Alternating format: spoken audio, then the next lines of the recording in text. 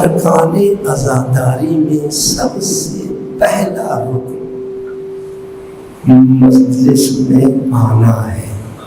سب سے پہلا رکن مجلس میں آنا ہے. اگر مجلس میں نہ آئے، ماتم کرتے رہے،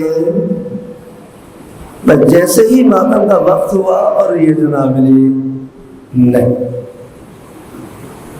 اپنی فکر سے ماتم نہ کریں، اپنی سوچ سے ماتم نہ کریں. آئیں جس طرح ہم مجلس سے عزا میں بیٹھے ہیں، اسی طریقے سے ماتم دار بھی مجلس سے عزا میں بیٹھنے کی عادت ڈالیں.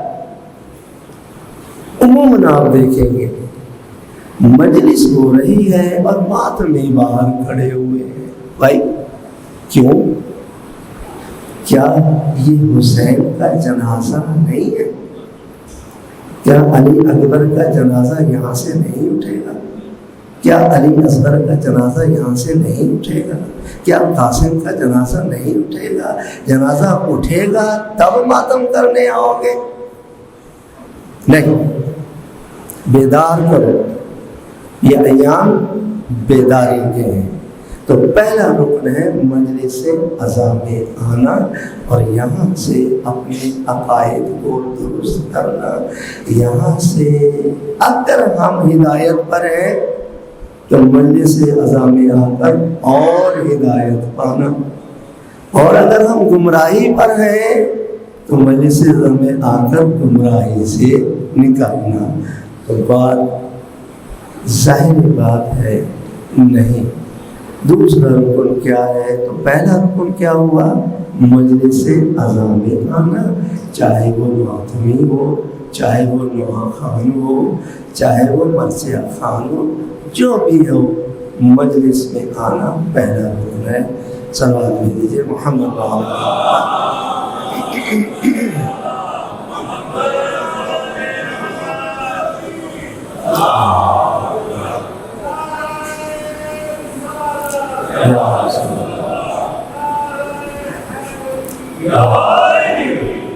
دوسرا رکن گریہ کرنا ہے، رونا ہے. اس صف عزا میں بیٹھ کر جو آنسو نکلیں گے باہر نہیں. ماتم اور ہے، رونا اور ہے. اس صف عزا میں جب تابوت نکلتے ہیں تو سب یہ کیا ہے؟ روتے ہیں. تو دوسرا رکن ہمارا کیا ہو گیا؟ عزاداری کا گریہ کرنا ہے. تیسرا رکن ہمارا جو ہے وہ ماتم داری ہے. آپ نے دیکھا ہوگا مجلس ختم ہو گئی، یا حسین شاہ حسین، یا حسین شاہ حسین. یہ ماتم داری ہے. ماتم داری رکن ہے، رکن عزاداری. ماتم نے جو کردار ادا کیا ہے اشکوں نے نہیں کیا.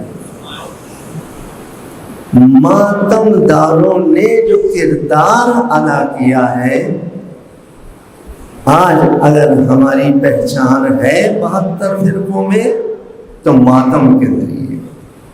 قرآن سارے ہی فرقے پڑھ رہے ہیں، رسول کا سارے ہی ذکر کر رہے ہیں، اپنے اپنے اماموں کا سارے ہی ذکر کر رہے ہیں، لیکن کسی ذکر کے بعد یا حسین نہیں ہوتا، شاہ حسین نہیں ہوتا. ہوتا ہے تو پھر غم عزا کے اندر یا حسین خدا سلامت رکھے ہمارے نوحہ خانوں کو بھی، سلامت رکھے ہمارے مرثیہ خانوں کو بھی، سلامت رکھے ہمارے خطیبوں کو بھی. ہمیں میڈیا نے کچھ ڈسٹریکٹ کر دیا ہے، ہمارے نوحہ خانوں کو بھی ڈسٹریکٹ کر دیا ہے، ہمارے خطیبوں کو بھی ڈسٹریکٹ کر دیا ہے. وہ کیسے؟ وہ پہلے نوحہ پڑھتے تھے نوحہ خانوں میں، وہ نوحہ پڑھتے تھے عوام میں آ کر نوحے پڑھنے کا اثر اور ہوتا ہے، اور اسٹوڈیو میں اس کا اثر اور ہوتا ہے۔ اسٹوڈیو کا لفظ ایکٹنگ کے لیے بنا ہے، آپ دیکھیں کیسی ایکٹنگ ہو رہی ہے، چہرے پر آپ اس کے تاثرات دیکھیں، وہ اثرات ہے ہی نہیں جو کہ غم حسین کے آنے چاہیے۔ بہرحال یہ اگر زبان حق نہ کہے تو وہ گونگی ہے، اگر کان حق نہ سنے تو وہ بہرے ہیں، آنکھ حق نہ دیکھے تو وہ اندھی ہے۔ صلوات دے دیجیے۔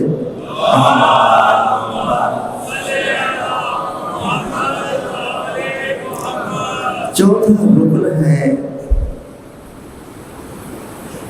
کون پڑھ رہا ہے؟ شخصیت پرستی۔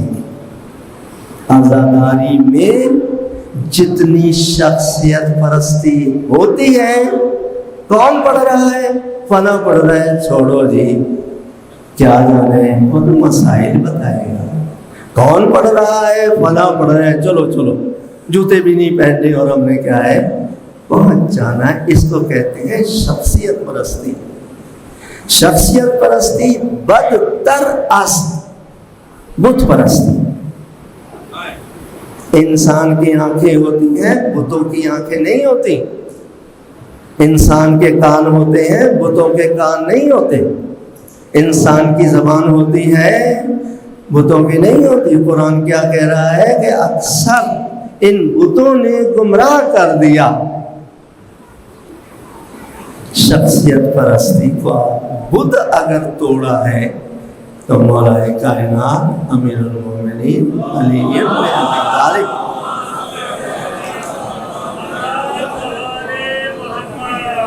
امام نے بہت سے بت توڑے، ہم وہی بت توڑے۔ کیا ہوا؟ امام نے بت توڑے رسول کے کندھے پر۔ اس کا مطلب کیا ہوا کہ ہمارے کردار میں رسول بھی ہو اور ہمارے کردار میں علی بھی ہو۔ رسول کے کردار پہ چڑھ کر ہم علی کے کردار کو جو ہے کریں۔ شخصیت پرستی کے بت کو جو توڑا ہے نا، آپ نے فرمایا یہ نہ دیکھو کون کہہ رہا ہے، یہ دیکھو کیا کہہ رہا ہے۔ توڑے نوجوان نہیں جائیں، شخصیت پرستی کے پیچھے بھی جائیں، مسئلہ پرستی کے لیے پیچھے جائیں۔ اسی منبر سے فضائل بھی بیان ہوتے ہیں، اسی سے مسائل بھی بیان ہوتے ہیں۔ مسائل ہم اپنے لیے حل کریں، مسائل ہم لے کر جائیں جرگہ میں، مسائل ہم لے کر جائیں پنچایت میں، مسائل ہم لے کر جائیں اپنی برادری میں، کیا ہو گیا ہے ہمیں؟ مسائل لے کر جائیں آل بیت کے کورٹ میں، مسائل لے کر جائیں۔ خدا کہتا ہے کہ اگر میاں بیوی کا جھگڑا ہو گیا ہے نا، آؤ میرے پاس، جرگوں کے پاس جانے کی ضرورت نہیں،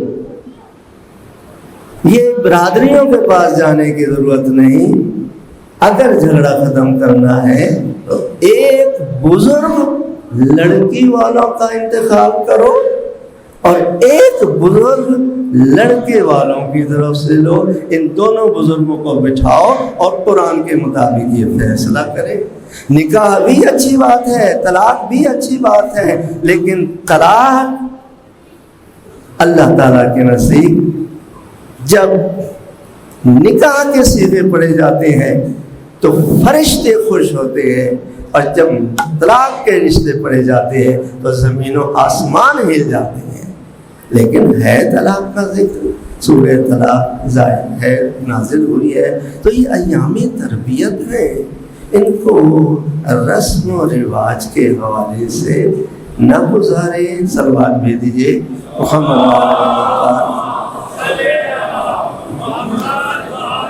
اللہ تعالیٰ نے ہمیں زندگی گزارنے کے لیے میزان عطا کیا ہے یا نہیں؟ لفظ میزان تو سب یہ جانتے ہیں نا، درجن کا میزان کیا ہے؟ آپ بیٹے بتائیں، درجن کا میزان کیا ہے؟ 12 ایسے ہی ہے نا، اور 11 ہو تو درجن نہیں کہہ سکتے، اور 13 ہو تو درجن نہیں کہہ سکتے. تو میزان ہے یا نہیں؟ عزاداری کا کیا میزان ہے؟ سوچیں. بغیر میزان کے یہ عزاداری ہے، بغیر میزان کے یہ ماتم ہے، بغیر میزان کے یہ رونا ہے، بغیر میزان کے یہ شخصیت پرستی ہے. نہیں، سوچنا پڑے گا. اگر ہم نے کوئی لیکوڈ چیز لینی ہوتی ہے تو ہم گزوں سے ناپتے ہیں. کس سے ناپتے ہیں؟ ظاہری بات ہے میٹر سے ناپتے ہیں نا. اور اگر ہم نے کپڑا لینا ہو تو ہم لیٹر سے ناپتے ہیں. کہنے کا مقصد کیا ہوا؟ انسان نے اپنی زندگی کو منظم کرنے کے لیے، انسان نے اپنی زندگی کو فساد سے بچانے کے لیے، انسان نے اپنی زندگی کو منظم مرتب فساد سے بچانے کے لیے میزان کو خلق کیا. بچے کو بھیجا، جاؤ 1 درجن انڈے لے آؤ، بچہ 13 لے آیا. اگر ماں باپ اچھی ہوں گی نا تو کہیں گے جاؤ 1 انڈا واپس کر کے آؤ. اگر وہ ہوں گے چلو 1 ہی انڈا زیادہ ہوا ہے، چلو اس کو بھی فرائی کر کے کھا جاؤ، اس کو بھی بوائل کر کے کھا جاؤ. نہیں، خدا ایسے ماں باپ سے بچائے. بہرحال اگر 1 گھنٹہ کم آ گیا تو بچے کو ڈانٹنا شروع کریں گے. تو دوسرے میں پڑھتا ہے تجھے درجن بھی پتہ نہیں، تو تیسرے میں پڑھتا ہے تجھے درجن بھی پتہ نہیں. جا لے کر آ. معلوم کیا ہوا؟ عزاداری کا میزان کیا ہے؟ بغیر میزان کی عزاداری ہے. بس عوام کا قصور نہیں ہے، معذرت کے ساتھ عوام کا قصور نہیں ہے. عوام کو تو جو کچھ کہا انہوں نے کیا. مجلس میں آؤ، آ گئے. مجلس میں تبرک تقسیم کرو، تبرک تقسیم کر دیا. لوگوں کو کہا ماتم کرو، ماتم کرنا شروع کر دیا. لوگوں کو کہا زنجیر لگاؤ، زنجیر لگانی شروع کر دی. بتائیے عوام کے اندر کوئی غلطی نظر آ رہی ہے؟ اگر غلطی نظر آ رہی ہے تو ممبر پہ نظر آ رہی ہے. اگر غلطی نظر آ رہی ہے تو امامے کے نیچے نظر آ رہی ہے. اگر غلطی نظر آ رہی ہے تو ابا قبا کے نیچے نظر آ رہی ہے. خامخواہ کی بات اماموں کو بدنام کرتے ہیں. قرآن مجید ہمیں کہتا ہے دیکھو ہم نے تمہیں عقل دی ہے، وہ زبان جو عقل کے اوپر رکھ کر چلاؤ گے وہ خطا کرے گی، اور وہ زبان جو عقل کے نیچے چلاؤ گے وہ کیا ہے؟ خطا نہیں کرے گی. اب ذرا دیکھیے 3 چیزیں ہیں زبان کے اندر. ایک زبان کے اوپر عقل ہے اور ایک زبان کے اوپر امامہ ہے. عقائد بگڑ رہے ہیں نہیں، اماموں والوں ہی کے ذریعے سے بگڑ رہے ہیں نا، امامے والوں ہی کے ذریعے سے درست ہو رہے ہیں. کتنا پیارا قانون دیا ممبر میں بیٹھنے والوں کے لیے. یہ صرف قانون ممبر کے لیے نہیں ہوتا، 2 اور 2 4 کی طرح سب کے لیے ہوتا ہے. لما تقولون ما لا تفعلون. تو وہ کہتے کیوں ہو جو کرتے نہیں ہو؟ اب پھر لفظ دیکھیں کبر مقتن. ایسے اماموں پہ افسوس ہے، ایسے ابا قبا پہ افسوس ہے. نماز شب کے لیے دھویں دھار تقریر کرتے ہو اور خود پڑھتے نہیں. خمس کے لیے دھویں دھار تقریر کرتے ہو اور خود دیتے نہیں. حج کے لیے تقریر کرتے ہو اور خود کرتے نہیں. تو ہے یہ میں نہیں کہہ رہا، قرآن کے الفاظ ہے کبر مقتن. تو معلوم کیا ہوا؟ یہ امام ہدایت کی بھی بھی لاتے ہیں اور یہی امام ہدایت سے ہٹاتے بھی ہے. ہم محتاط رہیں. معیار کیا ہے؟ اعوذ باللہ من الشیطان